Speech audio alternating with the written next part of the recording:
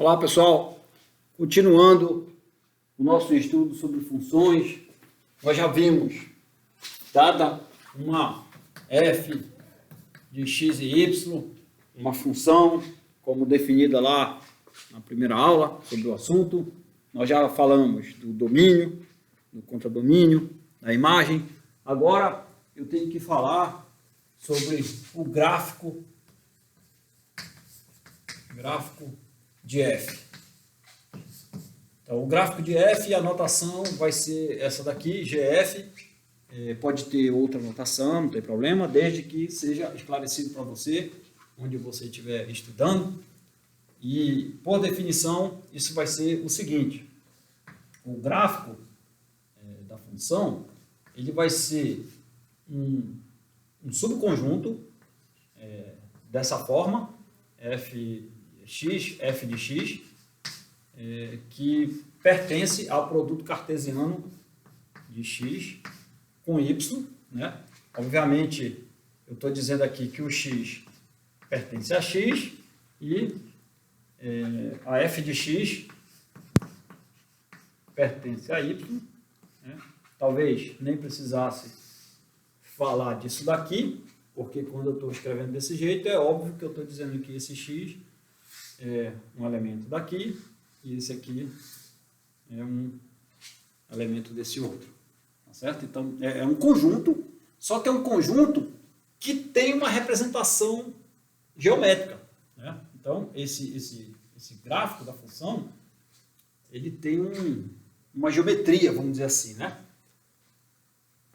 Então, por exemplo, se você for lembrar do sistema de eixo cartesiano, aqui é a reta real, né? É a reta real. E aqui também é a reta real.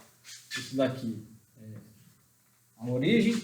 Para cá são os números positivos, aqui são os números negativos.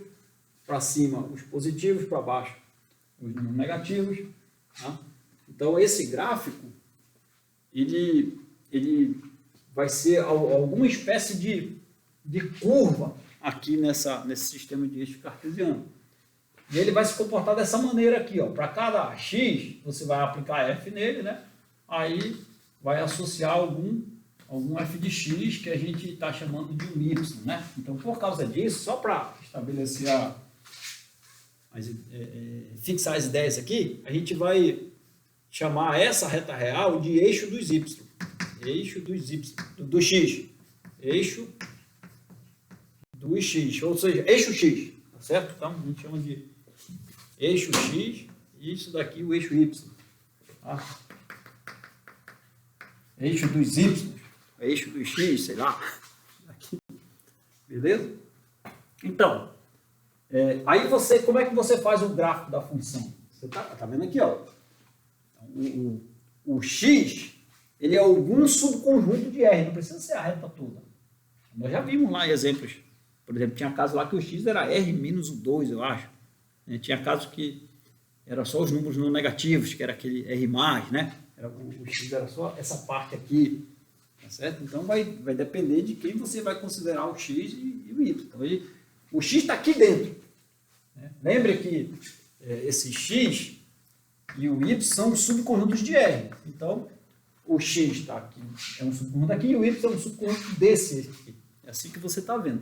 E daí você vai localizando esses pontos aqui, para cada x existe um único y associado a ele por meio da f. Aí daí isso vai dar alguma coisa que a gente não sabe quem é. É alguma coisa desse tipo. Tá certo? O fato é que essa curvinha aí, o que não pode acontecer, por exemplo, é essa curva ser desse tipo aqui, ó. Por quê? Se ela for desse tipo aqui, ó, para esse x aqui, ó, vai estar associando a um y lá, bem aqui, e vai estar associando a um outro y aqui. Ou seja, para um determinado x, eu estaria associando a dois y. Não pode, porque para cada x você tem que associar a um único y. Então, coisas desse tipo aqui não vai ser o gráfico. Isso é o que eu posso garantir logo de imediato. Então, uma maneira, inclusive, de você verificar se um gráfico, se uma curva, é um gráfico de uma função, se representa o gráfico de alguma função, ou seja, se representa o gráfico de alguma regra que eu estabeleci aqui, em algum momento, sei lá. A maneira é você traçar retas paralelas a esse eixo Y, e ela só pode intersectar o gráfico uma única vez, porque se ela, por um acaso, ela intersectar duas vezes, o que vai estar acontecendo é que para algum X, essa regra está associando a dois Y, não pode. Só tem que, por definição, só fica bem definida essa coisa se associar a um único Y. Então, isso é uma maneira de você verificar se um gráfico representa ou não um gráfico de uma função. Tá certo? E você vai ver que esse conjunto aqui, ele é dessa maneira. Tá certo? Então, eu vou pegar aqui como exemplo, né? Então, feito aquilo lá, vou pegar aqui exemplos de gráficos. Aquela lá, primeira que a gente escreveu, eu acho que foi 2x mais 1, tá certo? Aí, pelo que está dizendo aqui, o que você tem que fazer é estudar esses valores aqui, para pontos aqui e para valores f de x aqui, que são os y. Você colocar valores aí, tipo, aqui eu vou colocar menos 1, 0, 1, 2, sei lá. Você vai colocando aqui, ó, aqui vai dar menos 2, mais 1 vai dar menos 1, aí aqui 0, mais 1 vai dar 1, aí aqui 2 mais 1 vai dar 3, aí aqui vai dar 4, mais 1, 5. Aí você vai localizando esses pares ordenados lá, no sistema de eixos cartesianos aqui.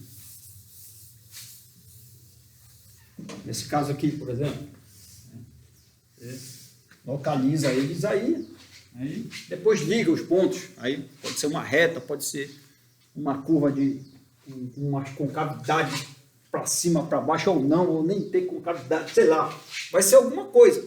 Essa daqui, se você localizar, eu vou fazer ela sem usar isso aqui. Mas, na verdade, no primeiro momento, você faz usando isso. Né? Eu posso fazer logo ela assim, ó. Eu já sei que nós vamos estudar isso de maneira particular. Eu já sei que isso aqui, o gráfico é uma reta.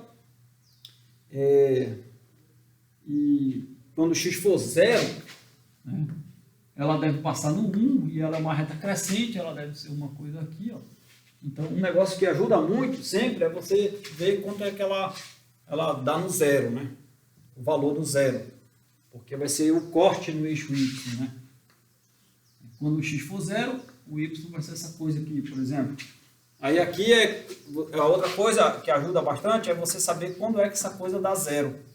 Ela dá zero quando for menos meio. Então, e é exatamente quando o Y é zero, o X é menos meio, porque eu estou usando a maneira de representar o par ordenado. Primeiro eu olho o X, depois eu olho o Y.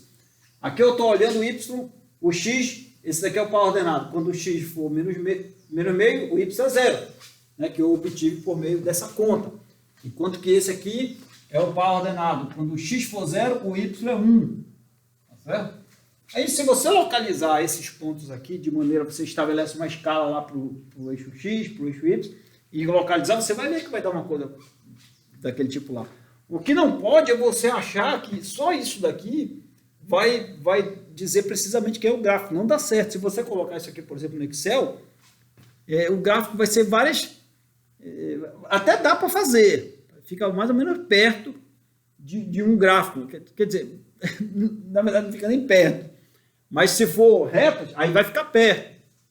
Tá certo? Mas tem outras questões que a gente precisa ver com cuidado. Então, para a gente fazer isso, para a gente continuar com a teoria, a gente precisa ver mais coisas. Então, um outro exemplo aqui, ó, antes de fazer, de fazer mais teoria, f de x igual a x ao quadrado, por exemplo. Esse daqui é uma função de segundo grau e o gráfico nós vamos ver que ele é desse tipo. Ela vai abrindo aqui, ó, quando x for 0 é 0, e você vai ver, ó, que ela vai ter a seguinte propriedade. Se você pegar, por exemplo, menos 1 e 1, ó, aí vai dar 1. Ó. Se você sempre pegar dois simétricos, aqui vai dar o mesmo valor. Você vai ver, ó, que tem uma simetria. O gráfico ele tem uma certa simetria. Tá certo? Esse daí, por exemplo. Tá? Então, é isso. Mas para eu poder fazer um gráfico de maneira precisa, precisa de muita coisa, cara. Então, uma das coisas que precisa é sobre as raízes, ou zero, né? Zeros de f. Vai ser simplesmente o x é o elemento, o elemento x de x tal que o f de x é zero, ou seja, o y é zero, né? Então, é o camarada que anula a função, por isso a gente chama de zero. A gente chama de raiz no sentido de que ele corta o eixo x. O corte no eixo x vai ser sempre as raízes da função. Por exemplo, digamos que uma função ela tivesse como gráfico essa coisa aqui, ó. Então ela tem isso daqui como raiz, isso aqui como raiz, tem que ter raízes. Por quê? São os valores, são os pontos que estão anulando a função, né? Porque nesse ponto o y é zero, nesse x o y é zero, nesse x o y é zero, nesse x o y é zero. Ou seja, está cumprindo exatamente essa equação aqui. Então a raiz é o ponto, geometricamente, é o corte no eixo x, beleza? Então isso que é a raiz. E como é que calcula ela? Anula a função e resolva a equação. Ali, por exemplo, naquela lá, tem a raiz. Você vai igualar isso a zero e vai resolver. Mas quem é que resolve x ao quadrado igual a zero? É só o zero. Então a raiz é só o zero, tá vendo? Então esse tipo de coisa que a gente precisa. Tá? E você vai ver que só essa coisa aqui, como eu já falei, não dá para fazer. Então o que eu tenho que fazer para fazer o gráfico de uma... para eu saber exatamente quem é o gráfico da função? Bom, aí a gente tem que fazer cada um separadamente. A gente tem que estudar só as funções do primeiro grau, só as funções do segundo grau, algumas outras funções polinomiais mais gerais, só funções racionais, funções trigonométricas, funções exponenciais, funções logarítmicas. Essa é a proposta desse curso. Então, eu vou continuar falando mais coisa, mas vai ser na próxima aula. Bora lá, um abraço.